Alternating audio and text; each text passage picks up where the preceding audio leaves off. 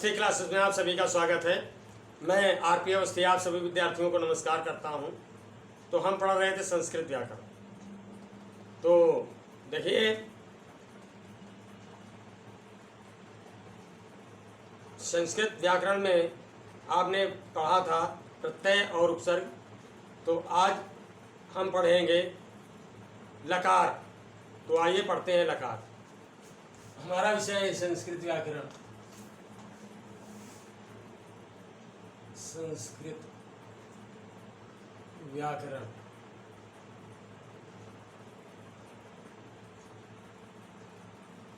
ये हमारा विषय है और आज का टॉपिक है हमारा लकार। लकार को हिंदी में काल कहते हैं, ठीक है, और इसी को अंग्रेजी में टेंस कहते हैं। तो कार्य निरूपण में हमारा काम किस समय हो रहा है, इसका विभाजन जो है काल कहलाता है, लकार कहलाता है, ठीक है। तो लकारों को गणों में बांटा गया है, यानी 10 लकारें होती हैं और 10 गण भी होते हैं, ठीक है। ये सवाल पूछा जाता है विभिन्न परीक्षाओं में। ये सवाल तो बहुत बार पूछा गया है कि लकारों की संख्या है, तो उत्तर है हमारा 10। व्यवहार में इंटरमीडिएट तक केवल 5 ही लकारें पढ़ाई जाती हैं।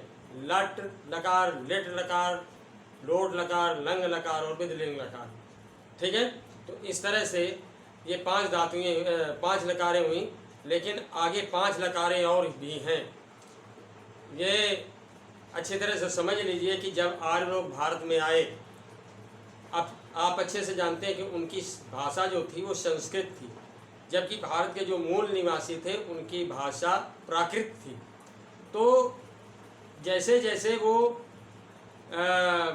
मध्य एशिया से आकर भारत में आगे बढ़ते गए, तो क्षेत्रीयता के हिसाब से, भौगोलिक परिस्थितियों के हिसाब से जो कार्य निरूपण में उनका व्यवहार रहा, उसके अकॉर्डिंग जो है लकारें भी निरूपित होती गईं। तो 10 लकारें हैं। आइए पढ़ते हैं, देखते हैं कौन कौन सी लकारें हैं और इनको पहचानेंगे कैसे। तो पहली लकार है हमारी, आप जानते हैं कि समय का विभाजन नहीं किया जा सकता, बट अध्ययन के दृष्टिकोण से जो समय का विभाजन किया जाता है, जैसे हिंदी में आपने पढ़ा समय को कई भागों में बांटा गया। अंग्रेजी में आप जानते हैं कि मुख्यतः 3 टेंस होते हैं, प्रेजेंट टेंस, पास्ट टेंस और फ्यूचर टेंस। फिर प्रत्येक टेंस को 4 भागों में हम बांट देते हैं, इंडेफिनिट, कॉन्टीन्यूअस, परफेक्ट और परफेक्ट कॉन्टीन्यूअस। तो ये विभाजन हुआ। संस्कृत में किस तरह का विभाजन है? पहली लकार है लट लकार।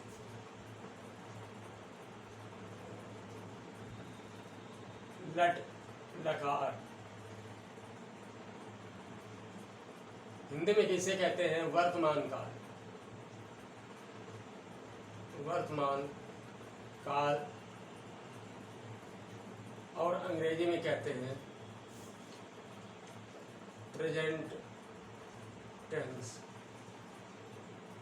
अब मैं इस यानी लकार को अंग्रेजी में बताता जाऊंगा, साथ ही एक उदाहरण देता जाऊंगा, तो इससे आपको पहचानने में बहुत आसानी हो जाएगी। बहुत अच्छी तरीके से जो है आसानी से आप पहचान लेंगे, ठीक है। अब इसका उदाहरण देख लेते हैं। उदाहरण,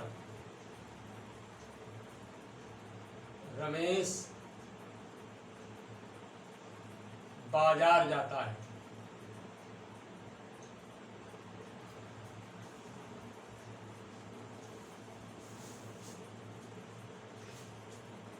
ठीक है, रमेश बाजार जाता है। तो अब आप देख रहे हैं कि रमेश जो है इसी समय बाजार, हम देख रहे हैं कि वो जाता है, ठीक है। कितनी देर में पहुंचेगा पता नहीं, कब चला था पता नहीं, लेकिन वो जाता है। तो इस प्रकार जब देख रहे हैं आप कि ता है, ती है, ते हो लगा हो, तो ऐसे वाक्य जो है ये वर्तमान काल में आते हैं, ठीक है।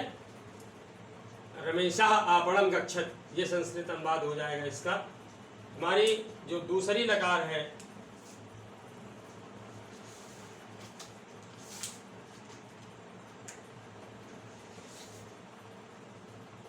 दूसरी लकार है हमारी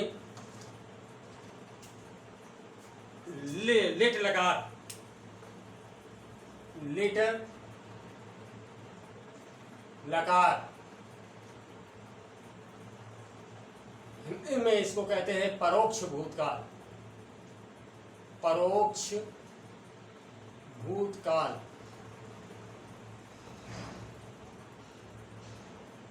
एक होता है प्रत्यक्ष, ऐसा काल जो सामने घटित हुआ हो, और दूसरा है परोक्ष, जो पीछे यानी पहले या पीछे हुआ हो, परोक्ष भूतकाल।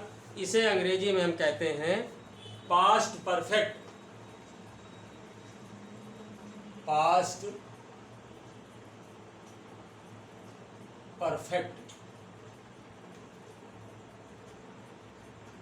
टेंस। ठीक है, समझ गए होंगे।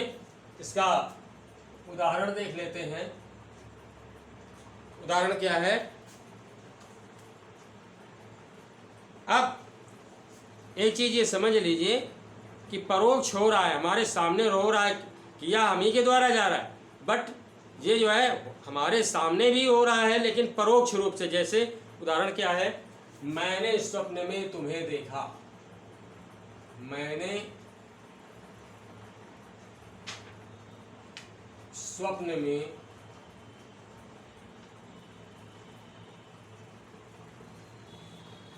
तुम्हें देखा। ठीक है, तो अब देखा मैंने, लेकिन जागृत अवस्था में नहीं, स्वप्न की अवस्था में। तो ये जो है परोक्ष है, पीछे हुआ। समझ आ गई ना? तो इस तरह से ये भूतकाल तो है, तुम्हें देखा, बट आप देख रहे हैं कि स्वप्न में, तो यहाँ परोक्ष भूतकाल है, लिट लकार का प्रयोग किया जाएगा। जब भी कभी इसका संस्कृत में अनुवाद किया जाएगा तो लिट लकार का प्रयोग किया जाएगा। तीसरी लकार हमारी कौन सी है? तीसरी है लंग लकार। लंग लकार अनद्यतन, हिंदी में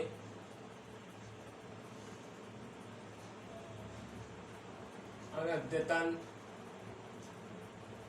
भूतकाल।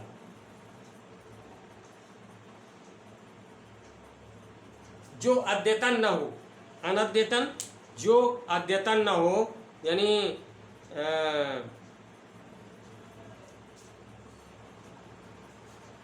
इसको अंग्रेजी में हम कहते हैं पास्ट टेंस। अद्यतन का मतलब आधुनिक या हमारे सामने ऐसा ना हुआ हो। ठीक है, तो पास्ट टेंस यानी भूतकाल, पास्ट टेंस। अब उदाहरण देख लेते हैं इसका।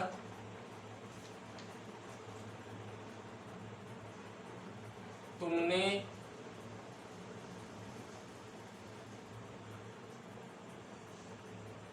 पुस्तक पढ़ी। तुमने पुस्तक पढ़ी, समझ में आ गया? पढ़ी थी। अब ये पहले काम हुआ, आप देख रहे हैं, तुमने पुस्तक पढ़ी थी, ये पहले हो चुका है, तो इसे अनद्यतन भूतकाल कहेंगे। इससे आसानी से समझ जाओगे कि इसको पास्ट टेंस कहते हैं। ठीक, तो लंग लकार का प्रयोग होगा। और चौथी लकार है हमारी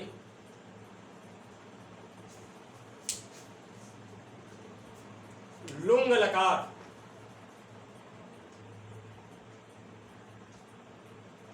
लुंग लकार, तो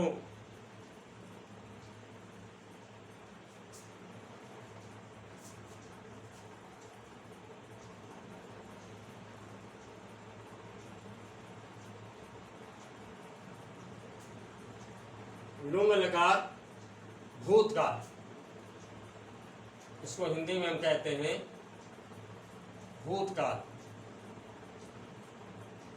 ठीक, और अंग्रेजी में इसको हम कहते हैं past perfect tense, past perfect tense. तो आप जानते हो कि चुका था, चुकी थी, चुके थे, इस तरह से इसमें आता है। लेकिन संस्कृत में किस तरह के वाक्य आएंगे, उदाहरण देख लीजिए। उदाहरण है हमारा,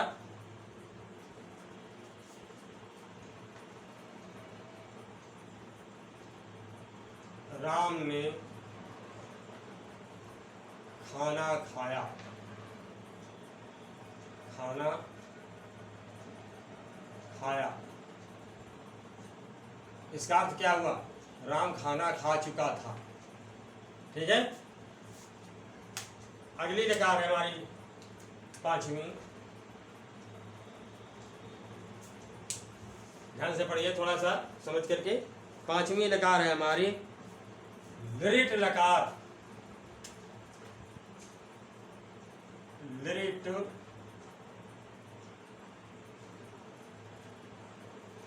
लकार,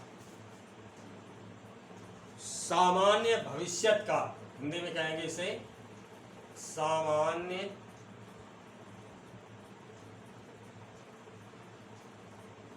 भविष्यत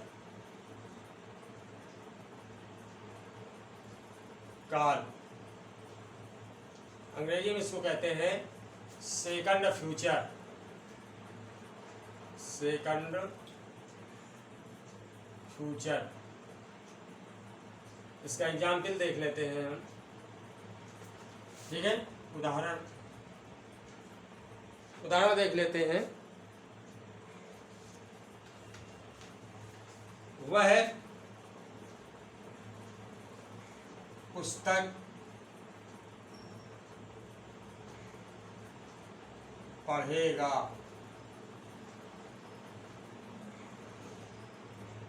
ठीक। अब हमारी छठवीं लकार है, छठवीं लकार है हमारी गुरुट लकार।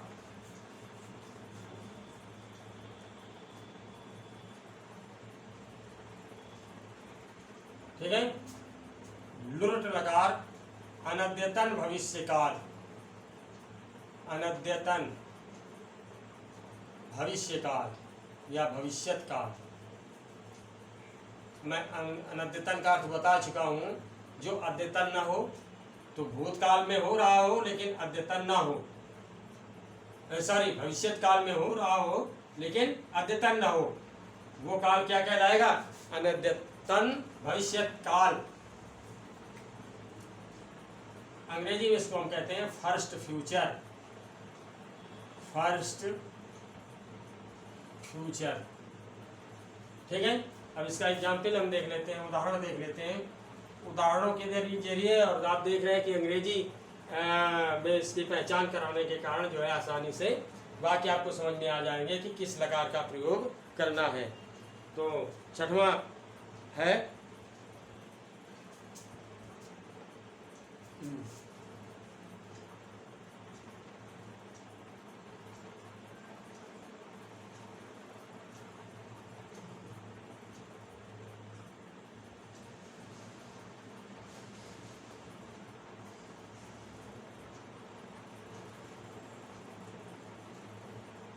पांचवा हमारा हो गया लिट लकार, और छठवां हो गया सॉरी यहाँ हमारा पांचवा है लिट और हमारा छठवां है लुट लकार। Sorry very sorry.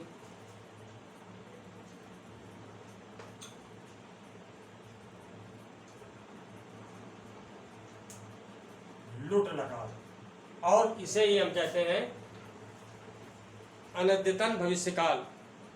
उदाहरण देख लीजिए, मैं कल जाऊंगा, मैं कल जाऊंगा। अब आप देख रहे हो कि ये भविष्य काल का आपको लग रहा है, सामान्य भविष्य काल का। तो जैसे वह पुस्तक पढ़ेगा, सह पुस्तक पठिष्यति, सह पुस्तकम पठिष्यति, ठीक है, ये इसका ट्रांसलेशन होगा, लेकिन इसमें स्वः आ जाएगा कल।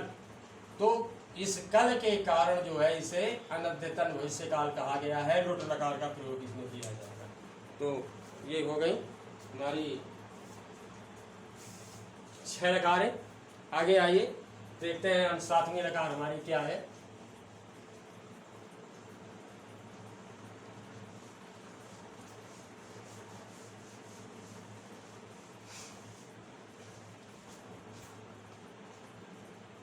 तो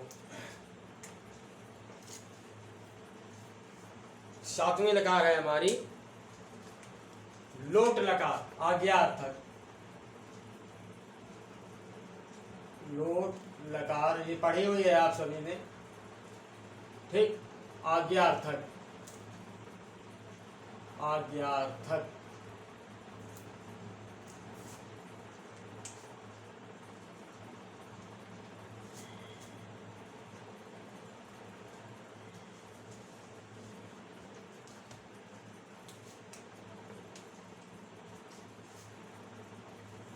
लोट लकार,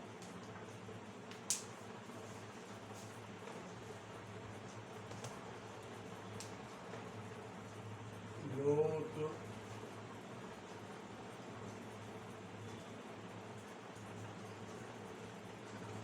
लकार, आज्ञार्थक यानी इम्परेटिव। इसको हम अंग्रेजी में इम्परेटिव कहते हैं, इम्परेटिव, ठीक। अब इसमें आते क्या क्या हैं लोट लकार में।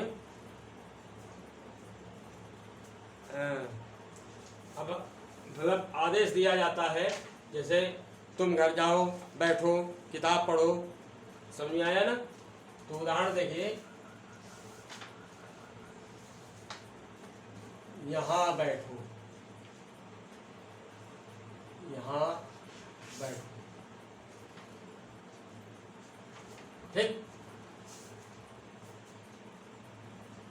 अब हमारी अगली लकार है, इसका अनुवाद जानते हो आप, आपने पढ़ा है, अत्र तिष्ठ है। तो 8वीं लकार है हमारी विधिलिंग लकार, विधिलिंग लकार, ये भी आपकी पढ़ी हुई है। विधिलिंग लकार चाहिए के अर्थ में, चाहिए के अर्थ में। अंग्रेजी में जहाँ आप शुड, मस्ट, ऑट इसका प्रयोग करते हैं, ठीक है, तो वो विधिलिंग लकार होती है। अंग्रेजी में हम इसको कहते हैं पोटेंशियल मूड। क्या कहते हैं? Potential mood. आसानी रहेगी तुमको समझने में। Potential mood. अब इसके अंतर्गत विधिलिंग लकार में आता क्या क्या है, कैसे वाक्य होते हैं? विधि सूचक वाक्य होते हैं,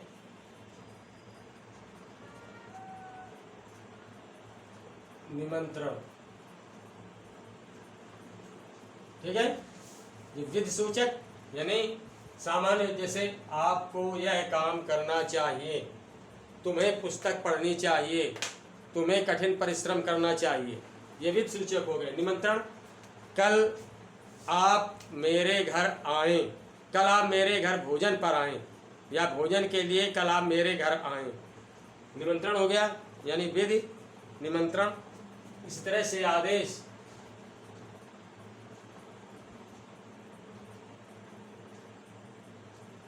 ठीक। आदेश क्या? गरीबों को मत सताएं, ठीक है। और साथ ही साथ प्रश्न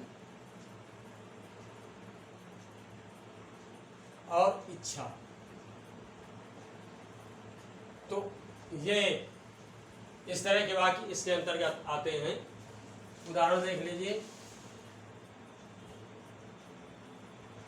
तुम्हें परिश्रम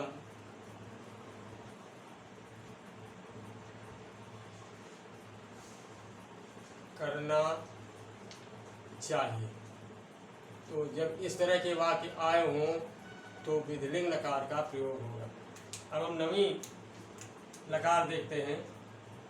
हमारी नवी लकार है आशीर्लिंग लकार। आशीर्लिंग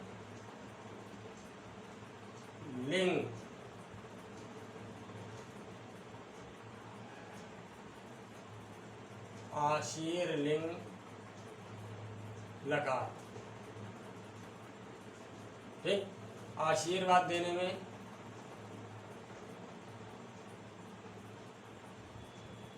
आशीर्वाद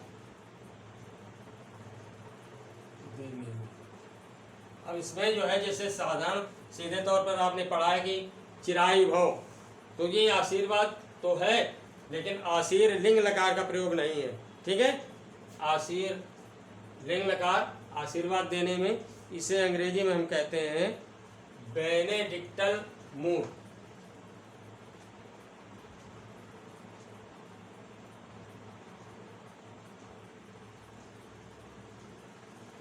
क्लियर? उदाहरण देख लीजिए,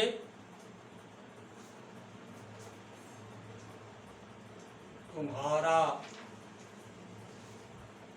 बेटा, ये उदाहरण है, उदाहरण। ठीक है, तुम्हारा बेटा इंजीनियर बने।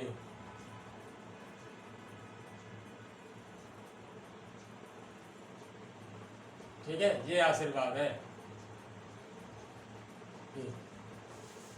अब अंतिम लकार हम देखते हैं, 10वीं लकार कौन सी है हमारी?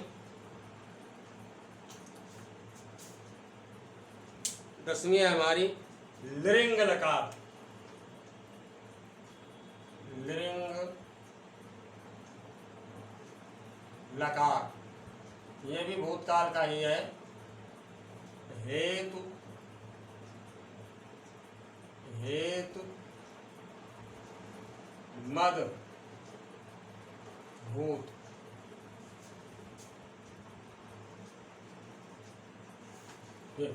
हेतु हेतु मद भूत, ये लिंग लकार है।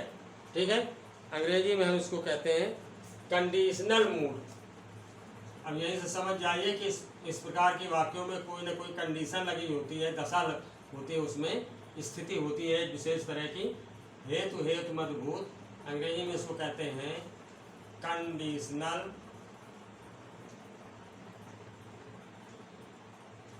मूड। Conditional mood. ठीक है, उदाहरण देख लीजिए,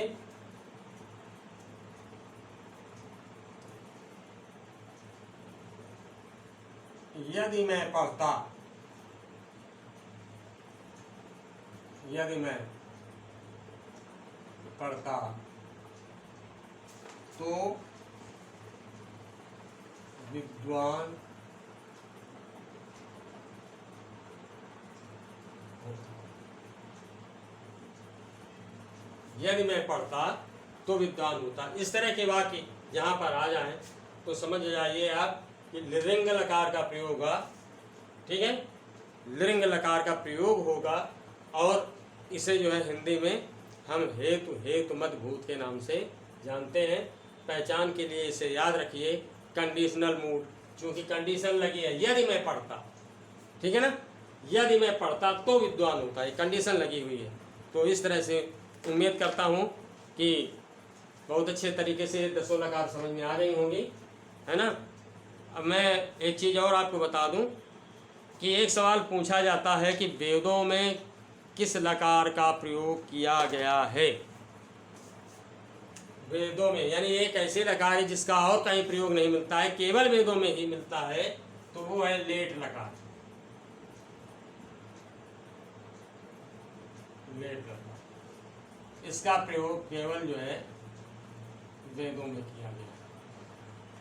ठीक, वैसे तो सारी बहुतायत सी जो है जितनी भी लकारें हैं सबका प्रयोग वेदों में है, लेकिन ये जो लेड लकार है इसका प्रयोग केवल वेदों में किया गया है, अन्यत्र कहीं नहीं है।